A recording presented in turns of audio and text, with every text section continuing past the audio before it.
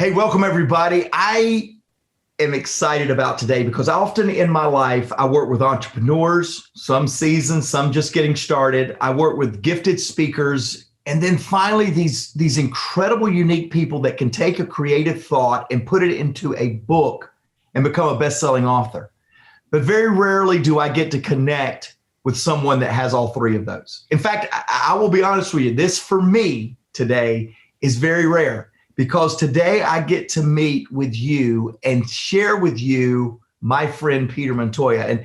And when I say that, everything that I said, a skilled entrepreneur, a seasoned entrepreneur, a reproducible entrepreneur, I can say that about his speaking ability. I can say that about his writing. You may know him as the author of the brand called You. Some of you may know him as a speaker to over 4,000 speeches, and you may have been in one of those. But today I bring you my friend that has written a book that I'm extremely interested in. It's a concept that I believe wholeheartedly in, and that is, here's the name of the book. Get ready, write it down. Get ready to order it. It's The Second Civil War, a citizen's guide to healing our fractured nation. And I'm excited because I see that as the state of our nation. I'm excited because I believe us, the citizens, are the solution to bringing our fractured nation back together. I spend every day of my life waking up to make the world a better place through leadership, through influence. I go to bed every night, a little bit later perhaps than most, trying to make the world a better place with better leaders. Because without outright banning of political conversations and religious conversations and business conversations, I don't know how we're going to bring the disconnect that our nation is having. And by the way, I travel the world, Peter, and it's not just our nation, it's around the world. Sure. And I think you have really come up with a concept and a book that's going to help a lot of people. Welcome. I'm glad you're here today. Mark, no, thank you so much. I'm thrilled to be talking with you. Yeah, it's going to be a good day. And I want to jump right in because I think the world needs, and again, we're talking to a lot of Americans, but the world needs to know. And here in America, excuse me, in 1861, we had this civil war to where family members were not just fighting and disagreeing, they were killing one another. Mm-hmm. And yet here we are now as the second civil war, in your opinion, in your book. Is this just hyperbole, or what are you seeing that would make you write a book, The Second Civil War? It's a very, very fair question because our country today does not look like it did in 1861 with battlefields and people lining up and shooting at each other. We don't have that kind of second civil war. The second civil war is actually much more personal for us. So there are two different types of wars: hot wars, and that involves anything with violence, missiles, guns, spears, anything that has violence. And then there are cold wars, and colds are any kind of war that are non-violent. So that could be on a country by country basis, economics, where you stop trading with somebody else, or you freeze their bank accounts, or you spy on one another. That's on the country level. But what's happening here in this country, the Cold War, is actually family member against family member, friend against friend, coworker against coworker. What we have done is almost all of us have adopted some degree of the cancel culture, and we've canceled our friends, or we put a lot of distance between them. And that is what's tearing at the fabric of our country right now, is what we're doing to one another. We're saying, I don't agree with some part of your politics, therefore I can no longer talk with you anymore. That's the war that we're in. So tell me this. I mean, what is it that's dividing us? What are the lines? What's going on from your perspective? That's a really good question, because when you look at the war in 1861, the dividing lines were really clear. It was a slavery and federal versus state rights. Very clear dividing lines. Mark, what are the dividing lines? Well, it's, the election was stolen. It was not. It was COVID's real. It's not. It really isn't about any one thing. It's basically, I can't live with you. Your version of reality is insane, and therefore I can't coexist. Now, that is a very oversimplified way of looking at it. And I know there are definitely political differences between liberals and conservatives. Those exist, but that isn't what it's really about. It's basically saying, what I know about you, what I perceive about you, I can't stand living with you anymore. Boy, I think you literally, I promise you, I think you just nailed it. I did a podcast recently to where I referenced Doris Kearns Goodwin. She wrote The Team of Rivals, where going back to the going back to the first Civil War, she wrote about Abraham Lincoln a lot. And she wrote in the book Team of Rivals how Abraham Lincoln, in his brilliance, put people that disagreed with him in his cabinet so that he would have a different perspective on how to lead. And here you are, you're doing a great job in that answer of saying, man, I think this is where the dividing lines. And yes, I think that's what they were back in the 1800s and in the Civil War in the United States.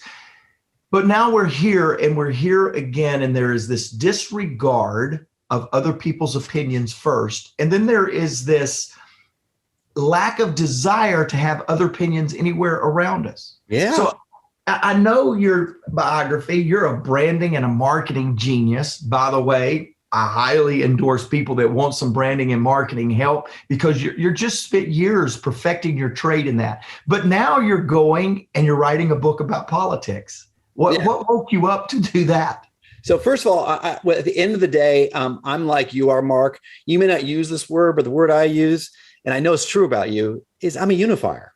Yeah. And you are a unifier. I know because I learned a lot of what I do from watching you unify other people.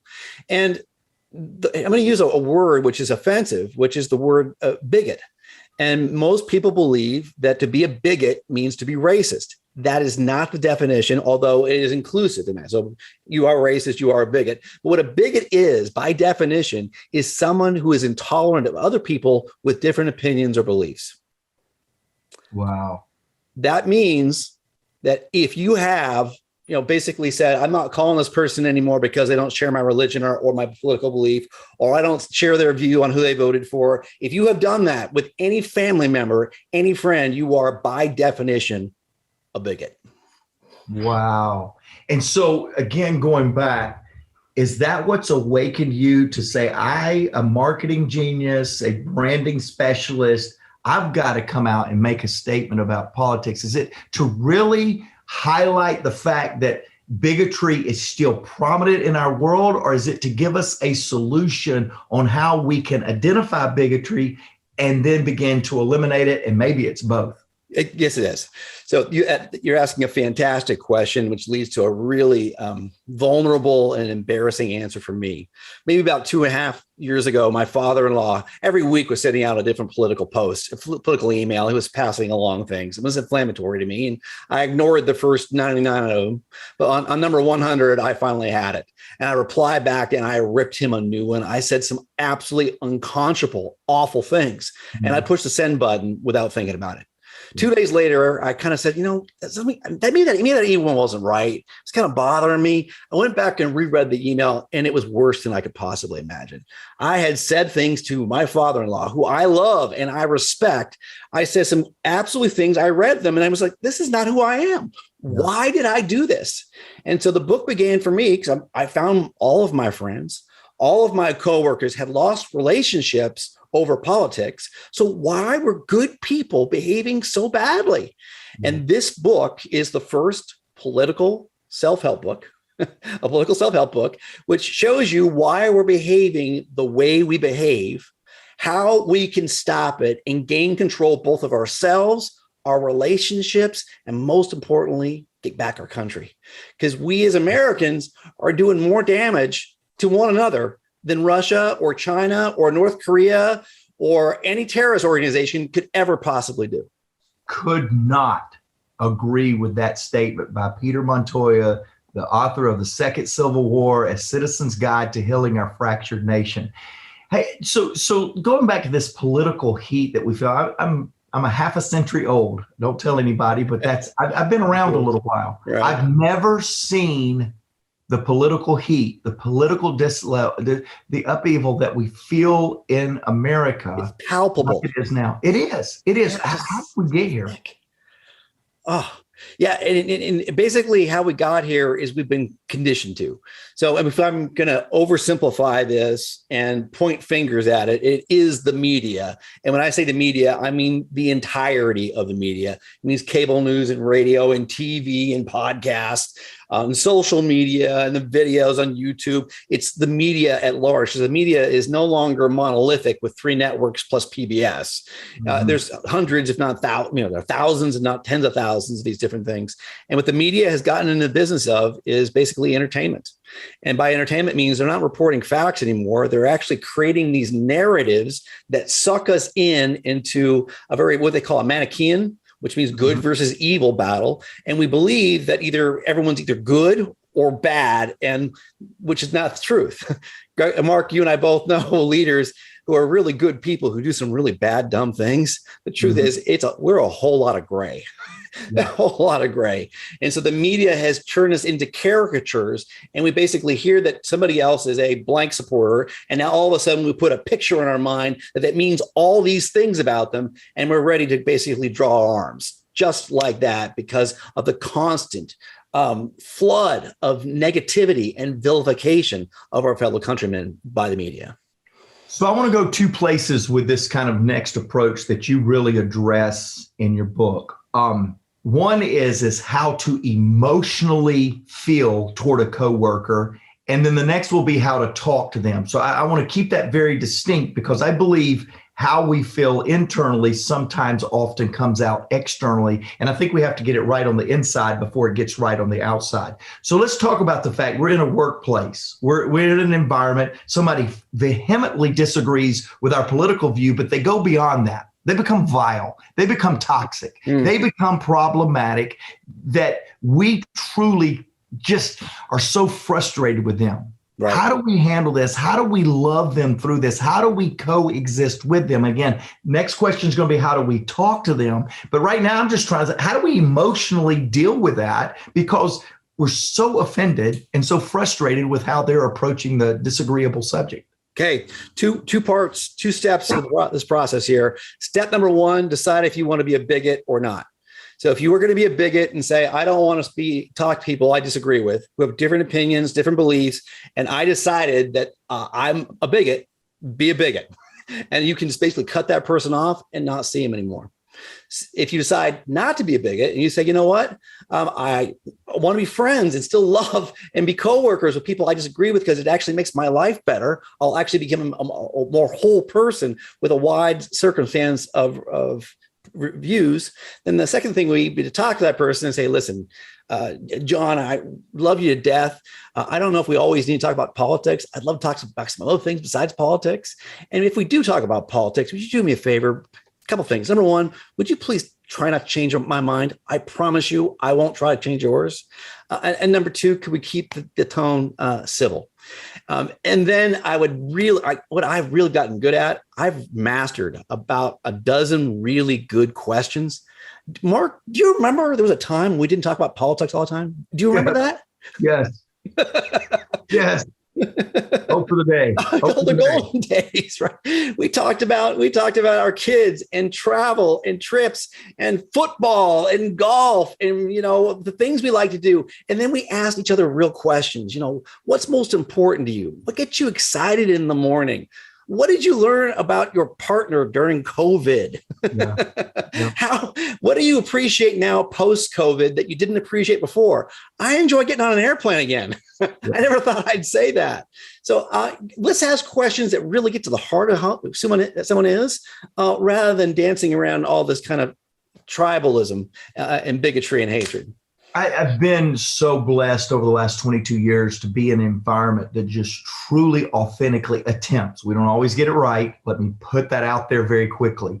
But we always attempt to value the person just simply because they have intrinsic value. Yes.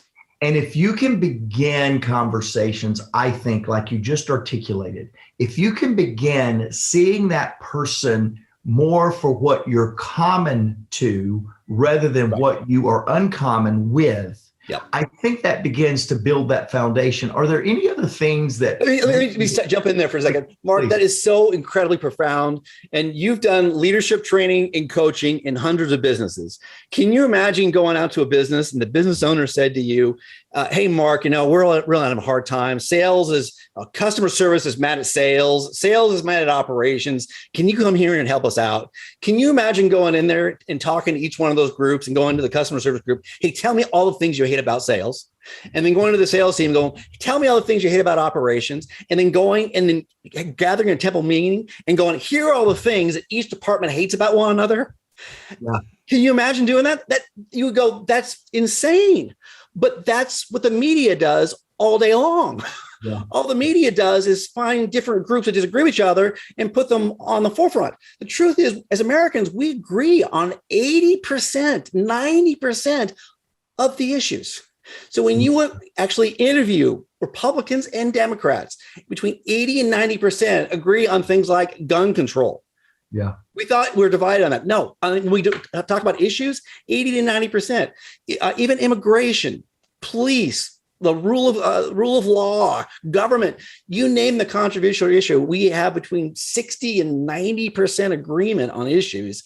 The reason we get in the way is we get tribal. We label somebody as a blank supporter, and then now all of a sudden we're so bigoted we can't be friends with anymore. All right, so that leads me to the next question. Speaking of being tribal, there's tons of people that's listening or watching the interview right now, and they're going, okay, what is Peter's political leanings? What party does Peter belong to? Oh, that's a fantastic question. I am an American. I love it. End of story. So as soon as you put a label on yourself, every time you do, you got to be really careful about this. When you say, I am a liberal, or I am a environmentalist, I am, whatever label you put on yourself creates a bias.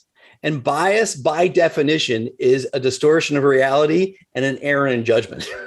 Yeah. So if you and I were watching a football game, and I can't remember where you went to college and who's your football team?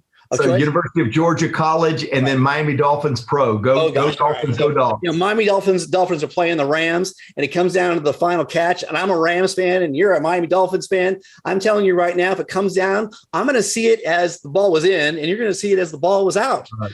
That's right. Just because we have different alliances, and we do that all day, every day. So the more labels you put on yourself, Democrat, Republican, whatever, the more of a bias you're creating. My bias is pro-American. I don't care where the idea comes from. I just want the idea to work. What we've forgotten as Americans, most people think right now it's Republican versus Democrat. And what it's supposed to be is Republican and Democrat versus our common problems. That's what we have to get back to. Boy, it's so true. We so misrepresent ourselves when our label becomes more important than our character and who we are. And what you just did was, you know what, there is a higher narrative than whether I am one political party leaning or not. I am for the common good of all people that share this soil. And I just love that response, Peter. And man, keep pushing that, because I want more of us to see ourselves not as a political party affiliate, but as a common good for man or woman affiliate. And you gave a great answer there. Hey, let me ask you this. You mentioned multiple times here about news media. I get asked all the time, where can we find objective, unbiased news? So where do you get your news? How do you fact check? That's a great question. First of all, I don't watch the news anymore. And when I say I don't watch the news anymore, even since I wrote the book, I think it's been 6 months now since I stopped watching the news. And when I say I don't watch news, I don't watch YouTube. I don't watch it on social media. I don't watch cable. I don't listen to the radio. The only way I find out about current events is because someone tells me. And I cannot tell you how happy I am. And people hear that and they kind of lose their minds. They go, well, don't you have to be informed? Aren't you, isn't this awful being this ignorant? Not really. I mean, because news really is only news if I can make action-based decisions on it. And look at what you watch at night. And I'm telling you, 95, if not 99%, is nothing you can do about. And it's only giving you more information, increasing your anxiety, making you more polarized, more extremist from your coworkers, taking you into work already on a trigger, just saying, God, I hope that this Bob doesn't walk by and say whatever he's going to say today because I'm just on edge already. It really isn't worth it. So I heard that the Afghan war was an absolute travesty, and somebody told me about people falling off airplanes. I don't even want to see the images, don't want to hear about it. But about a year from now, I read about a book a week. A book a week takes about 10 hours. Most people easily spend 10 hours watching TV. Easy.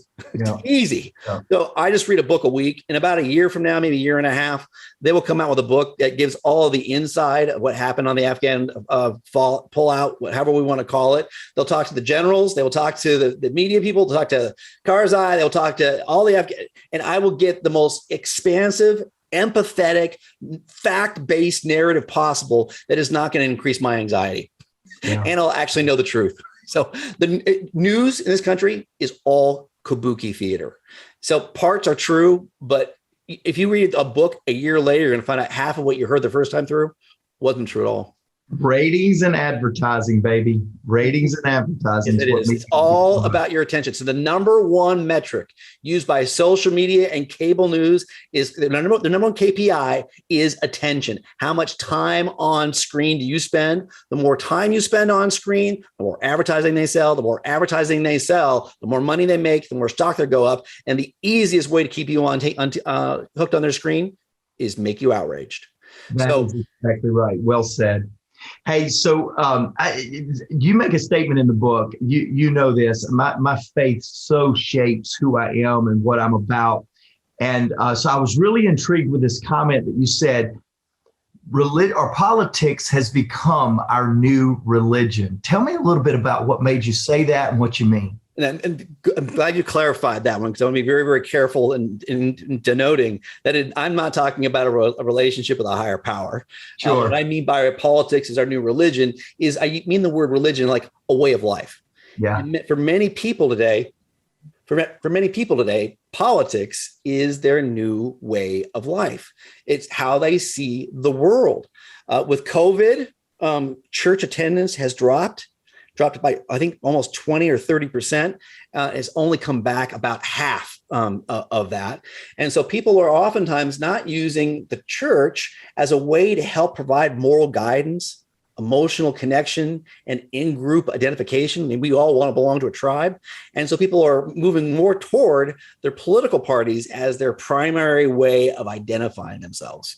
So we as human beings, as much as we might not like the belief that the following is, we are status-driven creatures and we want to belong to a tribe.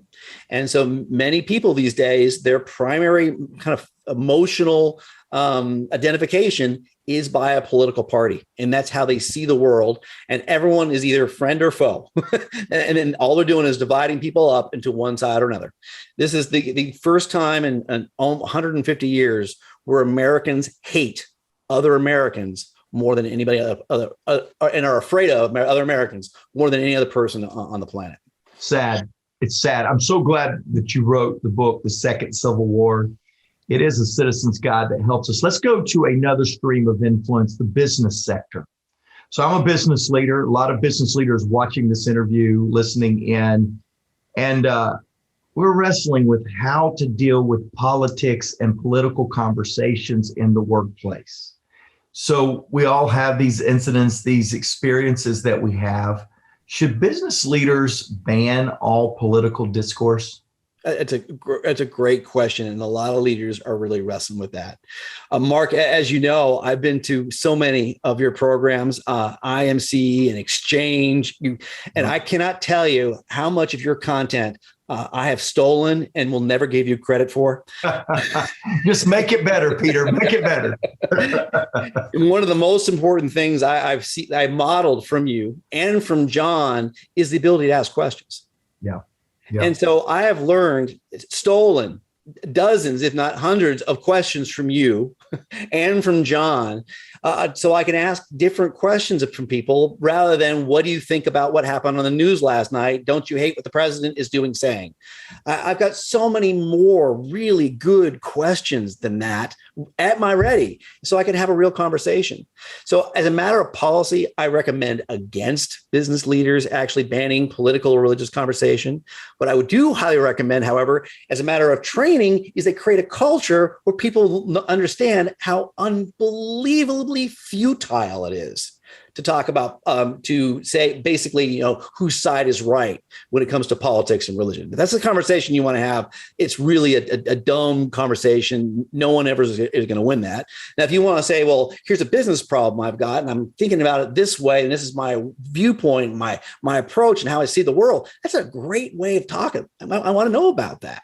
And also being able to have other questions besides, do you love or hate the blank politician the other day is so much more qualitative. So I highly recommend culture and training and making sure that everyone understands the unbelievable futility of talking about politics by and large. I want to stay in the business sector because so many businesses now get targeted if they agree with one side of the political spectrum or the other, or if they openly endorse.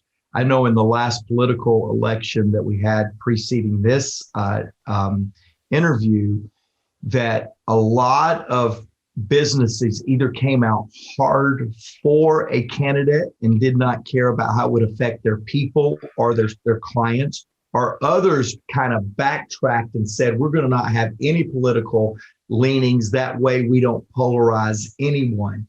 Where are you in businesses actively getting involved in politics? It's a good question. And I think I've only got an opinion more than advice. First of all, they have a First Amendment right to do so, making sure I acknowledge their right. They absolutely have the right to do so. And my opinion is for businesses to stay out of politics. That's just my opinion. And I just don't think that having businesses too heavily involved in politics is good for company culture by and large, and or good for the country. And like I said, that's more of an opinion than most of what I've been giving you here today has been really educated, Sure. I would say fact, but very informed directives and advice. And that one's just an opinion. Yeah. I'm reminded of a statement that John Maxwell has said often. Leaders that have the responsibility of leading people that have very different political leanings is actually creating leadership fraud when they want to impose their personal opinions into a corporate environment. Because here's what leaders that want to be a leader of all people and they value all their people.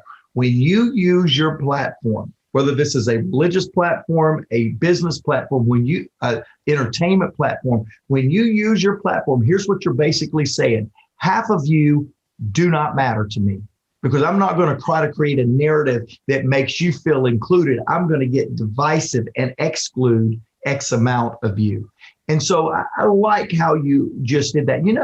So many times, Peter, the way that people address political disconnect or political disagreements is by shaming and shunning others that don't agree. We won't have lunch with you because you don't agree. We're going to write our floor. Does shaming and shunning change anyone's mind? No. Mark, I mean, I'm sure like me at some point in time, it was probably 5 years ago, we first tried to argue with somebody on social media and we realized you cannot change anybody's mind on social media. All of us have tried it at least once and thought, well, surely we can have a reasonable conversation, and very quickly realized you can't change anyone's mind. And as soon as you basically say to this person, some kind of expletive, telling them to go do something to themselves, just unfriend them or whatever it is, and you think that's going to change their mind, it doesn't. All it does is drive them deeper into the divided politics they actually are. The only way to eventually influence somebody else is through relationships. Wow. So if you set out, well, Mark, your political opinions are different than mine, your religious opinions are different than mine, I'm going to change your mind and be your friend, and I'm going to change your mind first. that's not going to work. But if over time we have deep, meaningful conversations about life and politics and sports, and we really spend a lot of time with each other, and we engage each other's families, and we watch the same TV shows, and we share books, we have the opportunity to change minds. So relationship is the only way to change somebody's mind. Wow. Well, I completely agree.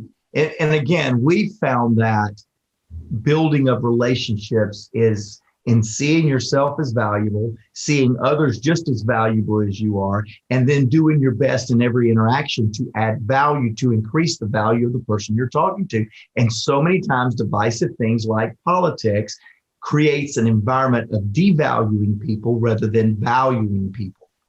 Yeah, you're absolutely right. So the question, I started off with when I started writing my book is, why did I write that horrible, awful email to my father-in-law? And by the way, I did reconcile. I called him up. I apologized on the phone, coaxed him into going to dinner, went to dinner, heard his grievances, which were all accurate. I was 100% wrong. I apologized, took responsibility, and rebuilt that relationship. And I asked myself why I did that. And it's very, very tribal. So we live in a modern world, and we've been college educated and read books and listened to podcasts, and we believe we're so civilized. We're so much better than our ancient selves. And the truth is, our brains really haven't evolved in 10, 20,000 years. Mm-hmm. So 20,000 years ago, we were living in little tribes of 50 to 150 people where you knew every single person. I mean, you knew every single one of them, what they like to eat, what time they woke up, what they were like to hunt with and cook with, how they raised their kids. In fact, everyone raised their kids in a collective, not just in these little dyadic houses that we've got now. So you knew everybody forwards, inside and out. And maybe we painted our faces green. And one day we were walking through the forest and we came across somebody's face was painted blue. And the second we saw somebody from another tribe, automatically we go into fight or flight. We're picking up our spears, we're yelling and screaming, and either we're going to start throwing some spears and hurting each other, killing each other, or we're running away. So that is what our brain is hardwired to do. That is our default mode. It's still in there. Now, we've been civilized enough and enculturated enough and educated enough that we're not that violent anymore most of the time, but still, that's what gets triggered. It's a very ancient part of our brain, maybe one of the oldest parts of our brain, that gets into fight or flight mode as soon as we identify somebody as another. Which goes back to that early answer. I said, when you asked me what party am I in, I'm an American. So therefore, a Democrat doesn't trigger my fight or flight. A Republican doesn't trigger my fight or flight. A socialist doesn't trigger my fight or flight because they're just another American. They're already part of my tribe. So half the work of reconditioning my brain has already been done. The book, The Second Civil War, your interview today has really helped just with a lot of practical advice and reframing our understanding of politics. How does a company leader, an HR director, how do they take what you're communicating in this book and begin to instill these values and these practices into the company and into the company culture? So I'm going to do a little bit of bragging, Mark. I self-published my book. Because I don't have a PhD after my name, I couldn't get a big publisher to publish the book. So I self-published it. 7 months ago, I sold 35,000 copies. And for a self-published book, that is like winning the Super Bowl. That is a lot of copies. And the reason I've sold hundreds at a time is mainly to corporations, and then coming out there and doing speeches and training on exactly this, why is politics so divisive and why it shouldn't be.